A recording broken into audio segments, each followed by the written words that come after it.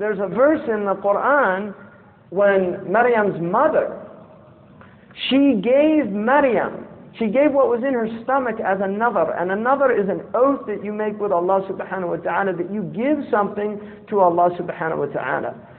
You do something for the sake of Allah, and she gave what was in her stomach to Allah subhanahu wa ta'ala, what was in her womb. Now, she was an Aaronite, and the Aaronites are the ancestors of Harun alayhi salam, and the Aaronites had the honor of being the caretakers of the temples. And what she wanted was that her son would become a caretaker of the temple.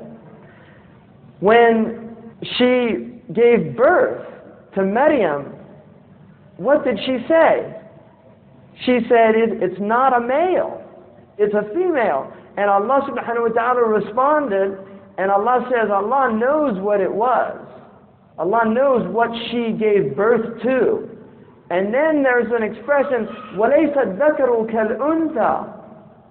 And the male is not like the female. Now, when Muslims hear that, the Muslim men, they get that puffed up thing, like the peacock. لَيْسَ الذَّكَرُ كَالْأُنْثَى. We're not like women. Part of the problem is that men don't understand the ayah, because the ayah was actually the opposite of what people think. ليس الذكر التي تمنته مريم كالأنثى التي وضعت.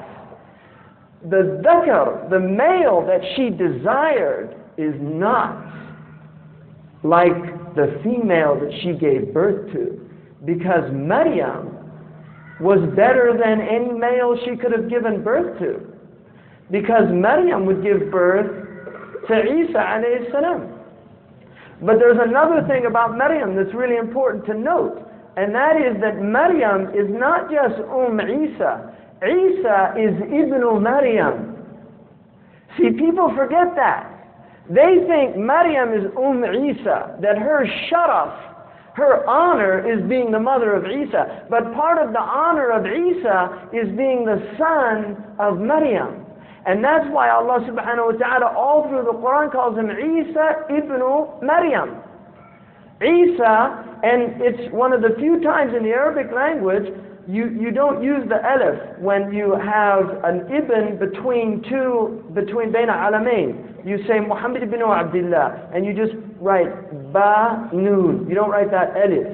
You look in the Quran and it's Isa ibn Maryam, and it has the alif that is retained.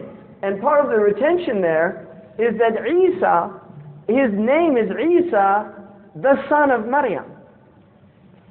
So Maryam was made a sign for people, and she was a qudwa and a uswa, and in her was an example for the people of qunut, which is obedience to Allah subhanahu wa ta'ala. That maqam is the maqam of prophets.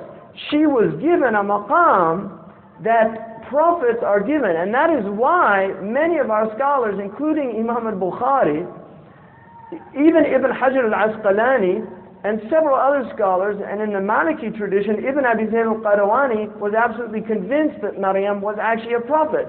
Now the majority of ulama, and the dominant opinion is that prophets come from the men. That's something that Allah subhanahu wa ta'ala gave to prophecy. In the same way that when angels, even though angels are neither male nor female, when they enter into a human form, they take the form of men, but they are not male or female. One of the things that Ja'far al-Sadiq said is that there were 4 masail, arba'u masail, izzuha dhul.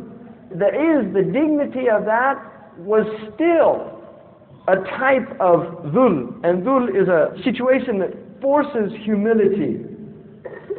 Now one of them is al-bint walau Maryam.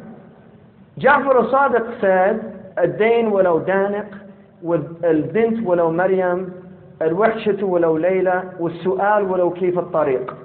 Those are types of situations that, even though they're dignified, they still put you into a compromised situation. This is very important. The first was debt. There's nothing wrong with being in debt. The Prophet of Allah was in debt, but debt puts you into a compromised situation. When you go to your debtor, you're in a compromised situation whether you like it or not. Also, a woman, even if it was Maryam, that a woman by her nature, now one of the things that we know in sociology is that women unconsciously will smile at men when they see them, like if they're walking, they'll actually smile unconsciously. Part of the reason for that is to create a friendly atmosphere because of a fear that is inherent in being in a compromised position of weakness, which is physical weakness. And I'll tell you something about being tall, and I've noticed this because I have a lot of tall friends. Tall people do not have problems in airplanes where people are getting a little upset and things like that. Big people don't have problems because when they see how tall they are, they're nice and they're smiling and, go ahead. I'm sorry. And this is the truth. You see, and that's why Allah says He honored those who were given height in the dunya. It's part of having an honor to be tall because it puts you automatically in a situation in which the other person is compromised.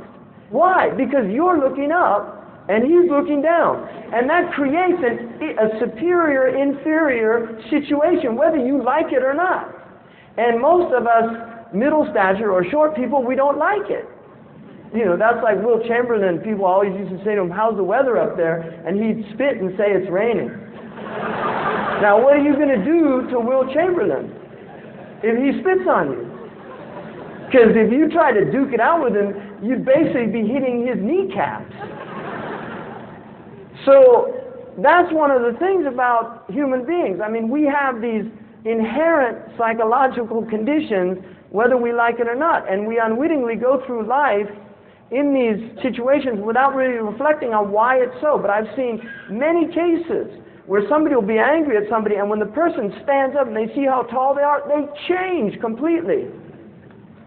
Hey, don't worry about it, man. It's okay. But if he was a smaller person, he'd be puffing up and say, "What's your problem? Why are you doing that?" And this is why if you go to gyms, you will often notice that these people that are pumping weights vigorously are about 5'6".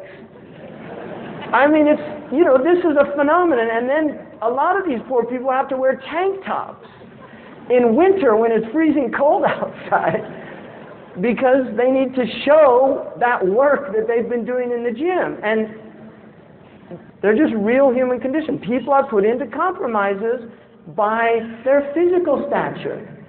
Intellectually, people are put into compromises. Many women are intimidated by men naturally in the classroom. I believe it was called the Stone Study, when they did a study of the most successful women in the United States in terms of economics, in terms of politics, in terms of social endeavor. They found that the overwhelming majority had gone to all-girls schools, including Hillary Clinton, because they were in environments in which they were not intimidated by male students, because men get up and they'll shout out the answer and they're boisterous and they don't have, whereas women have natural adab. They have a type of courtesy where they'll be silent, they'll be more contained. It's natural, and that is actually a spiritual state. They're more modest generally. They tend to boast less than men. And this is one of the things that they found also in doing studies on men and women, that women would often actually do the opposite. They would underplay their achievements in interviews and things like that, and men would overplay them. Very common phenomenon. And so when you look at these types of situations, you have to understand we are dealing with very different phenomena when we're dealing with the male and the female. Laysa dhakaru kal untha is true. They're not the same. They are different.